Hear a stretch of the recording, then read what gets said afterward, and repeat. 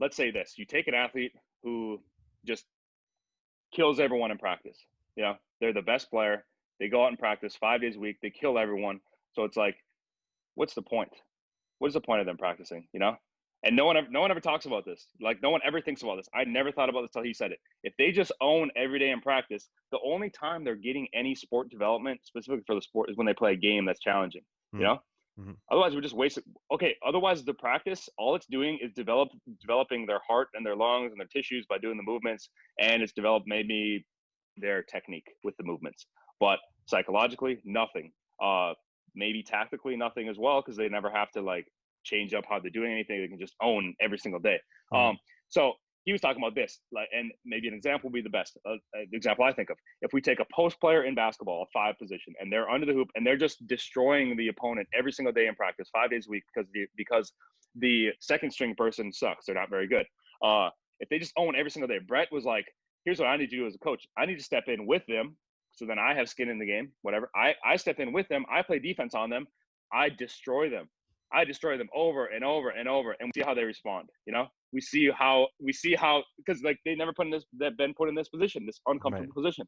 And now we're actually developing all of the aspects of performance. You know, we're developing every aspect, and we're putting them in a very uncomfortable position that they might get into in a game. So now they can actually prepare for the situation. But how many athletes, it's either like they're too good for practice for the opponent, so it's a complete waste of time in terms of actually developing them as much as possible, or you have someone who sucks so bad or it's such a challenge every single day and they can never win, so they might just get negative and might want to quit over time. So this is an aspect he talked about with the strength and conditioning or athletic performance side, which I've never heard anyone talk about.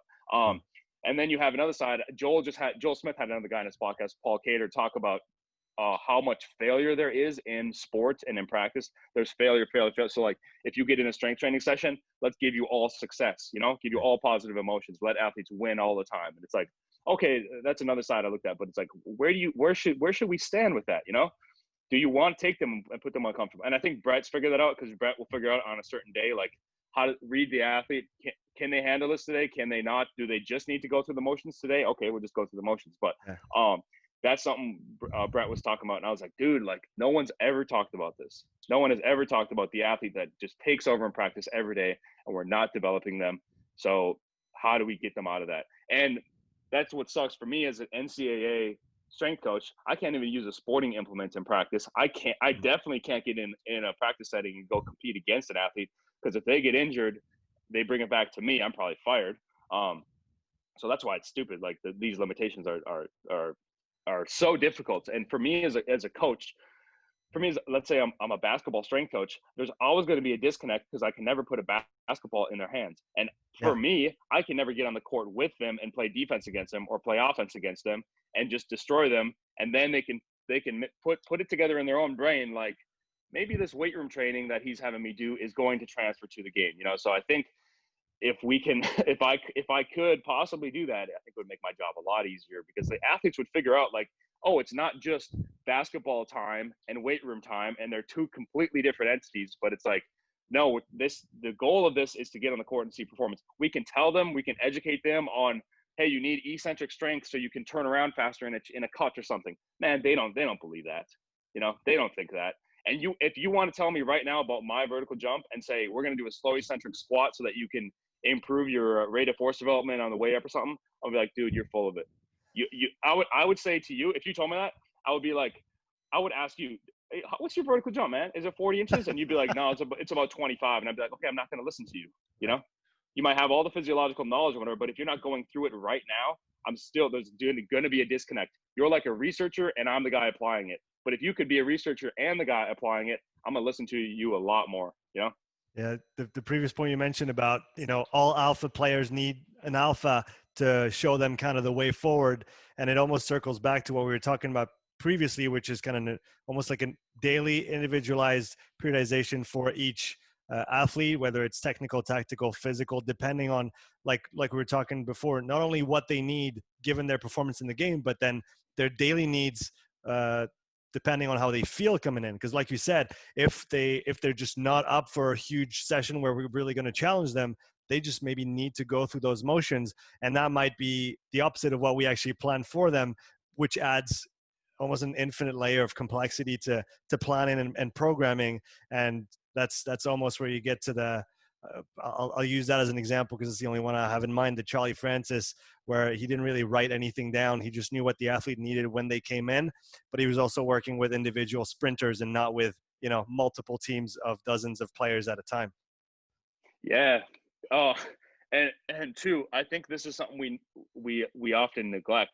I see it a lot because I interned at Minnesota, Cal Dietz. Yeah. They're like, oh, triphasic. How do you apply triphasic now? Whatever. And I'm like, dude, Cal Dietz can do crazy triphasic stuff with the athletes, and they won't question him. Maybe some of them do, but like those hockey players, there's a lot less likely they're going to question him because they walk in and they see on the board all these national championships, all these guys who went from that level to the NHL. They know that stuff works. They walk in and they know it works. If you're Charlie Francis, people will know that it works. Yeah. But if you're just some dude like us, no one knows our name, like we can't get by with that, Exactly. So you haven't created that in the first place. So it's like, and also, like if a sport coach isn't willing for you to work in that regard, to say, okay, this girl came in and maybe her readiness score was like just terrible, awful, coach, and we say the best thing for her is to go home and do nothing, go to bed. A coach might not approve of that. And because the athlete realizes they're always being watched, no, I want to train today. Let me train today, whatever. It's like we're basically all in the system of like, that's not okay. It's not okay to just go through the motions. It's not okay to take a day off or something like that. It's like, man, maybe sometimes that's what you need to do. And maybe sometimes that's what you need to do to like figure it. I think people need to figure this out in their head, like why you're actually playing the sport in the first place. Why are you even doing this? Yeah. And if you never get the chance to do that because coaches are always down your back, I mean, you're probably never going to get to the highest level of performance you possibly could get to. Yeah, I think you touched on a really important point, is like the purpose behind what you do and why you do it. I had somebody reach out to me the other day on Instagram, and they were like, I don't have a lot of motivation to go out and do my runs. I'm a rugby player. I want to get better. And I said, take 20 minutes, sit down with a pen and paper and write down exactly why you play the sport. And if within that kind of mini dissertation for yourself, you can't find something that fires you up, maybe you should play a different sport that you actually enjoy. And then you'll find that you won't need the motivation because you'll know exactly why you're doing it. And that'll be enough to drive you and to show up and actually do the work every day. Yeah, dude. I see it a lot. I think Division 1, because we have scholarships. Division 2 gives scholarship. Division 3 does not. I think a lot of athletes they want to get a scholarship. Honestly, that's why they're playing the sport. Yeah. But what then? Like, do I encourage them out of it? I can't do that. So it's often just like, okay, let's come in, let's punch the clock today because you don't even really want to do this, That's one thing I really dislike. I really don't like that. But I can't be judgmental because I have that in my own life. I do it with myself. Everyone does this. It's just finding that level of sincerity within yourself of why what you're doing something, but are you sincerely, what is the reason you're doing it? Do you sincerely want to do this thing? And if you don't, then stop doing it. Like, quit, But often we do it for compensation. We do it for our parents. We do it for our loved ones because they want us to do this. But yeah, to actually look in and be like, why am I doing this? And I think that's why an example, like it was just Kobe Bryant's birthday, I think. He was such a good example where it's like, I think for him, like that was the only way he knew life was, Yeah. Like one of his quotes, like he came in, he's like, when I came into the league, I looked at all these guys and I was just like, man, no one really works that hard. I thought that was like one of the most powerful things. It was like, because he wanted to do that. Like, that's what he wanted to do. But I think he sincerely wanted that. A lot of people will look at the Kobe Bryant thing and say he practiced for whatever he did, 4 hours in the morning, went home, 4 hours afternoon, something like that. They're like, I need to do that. And it's like, nah, you can't. Like, you literally can't do that. That's Kobe Bryant. No one else is like that. You would burn out. You don't have the brain set up the way his brain set up. You don't have the lifestyle that he has. It's impossible. So find out what can be sustainable. But yeah, dude, definitely finding a level of sincerity to why you do stuff. I think that's an issue. And especially now, and it's probably going to get worse because of in social media and all the expectations I placed on people. I have that with myself as well.